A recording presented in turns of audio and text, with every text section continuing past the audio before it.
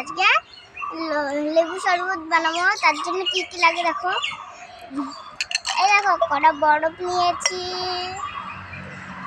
তারপরে লেবু নিয়েছি, তারপরে চিনি নিয়েছি, লবণ নিয়েছি, জল নিয়েছি। জল দেবো,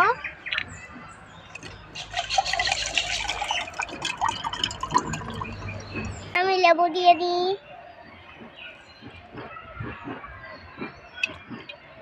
আমার লেবুর রস করা হয়ে গেছে, এখন লবণটা দিয়ে দেবো। পরিমাণ নুন দেবো, তারপরে এখন চিনি দেবো। আমার চিনিটা হয়ে গেছে, এখন আমি গুলাবো।